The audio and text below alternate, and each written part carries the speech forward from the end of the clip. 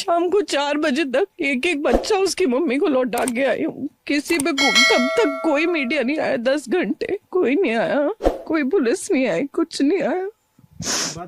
Photographer इनको मैंने बोला कि जितने बच्चे दिख रहे हैं जो अकेले हो गए तो बच्चे उठा उठा के मुझे देते जाओ। मैं बच्चे अपने गोद में लेती रही और उनको समझाती रही, सबको बच्चों को चुप कराती रही।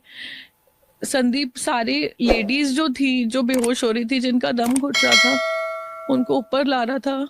एक को हमने सीपीआर दिया, वो भी नहीं रही, वो भी वहीं पर।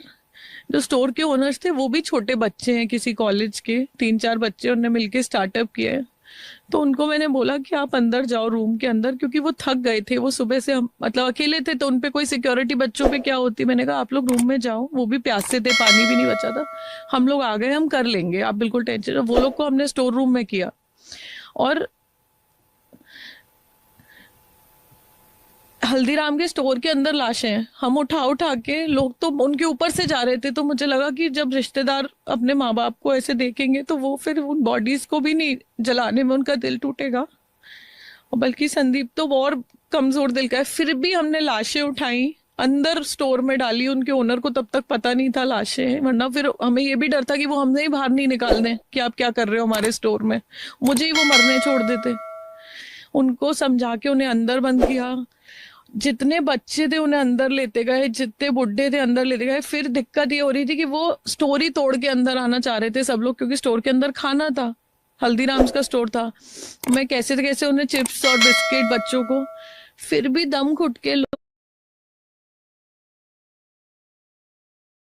तो मैं कुछ भी करूं, मैं कुछ मतलब कुछ कर ही नहीं पा रहे थे। हमने बचाए, 100 लोग बचाए, 150 बचाए, पर जो मर रहे थे वो मर रहे थे। उसके बाद मैंने डीआईजी सर को कॉल, एक्चुअली मेरे फोन में नेटवर्क भी नहीं आ रहा था, तो मैं किसी को फोन कैसे करूं, क्या करूं, मतलब बहुत पावरलेस महसूस कर रही थी। फिर जितने लोग थे ना, उन सबके फोनों से हॉटस्पॉट ट्राई किया मैंने, अलग अलग अलग अलग, जितने जो लोग मर गए, जिन लाशों के भी, उनके भी फोन उठा के उनसे हॉटस्पॉट ट्राई किया, शायद कुछ हो जाए। फिर जैसे ही नेटवर्क मिला तो मैंने डीआईजी मेला जो थे उनको कॉल किया। मैंने कहा सर ये सिचुएशन है, कुछ आप करो जल्दी से। कोई रिस्पॉन्स नहीं, मुझे कुछ समझ नहीं आया, उनका कॉल बैक नहीं आया, मैसेज नहीं आया, शायद वो बिजी होंगे, पढ़ा नहीं। मैंने principal secretary tourism Mukesh Meshram, उनको कॉल लगाया, वो किसी मीटिंग में थे। मैंने बोला सर मैं वहाँ फंस गई हूँ, ये प्रॉब्लम है, ये है। उन्हें मुझे बोला कि तुम जो कर सकती हो अपने आप को सेफ रखो और जितना कर सकती हो करो, मैं कर रहा हूँ जो कर सकता हूँ। पर जब तक फोर्स आती, कुछ होता, वहाँ सिचुएशन इतनी खराब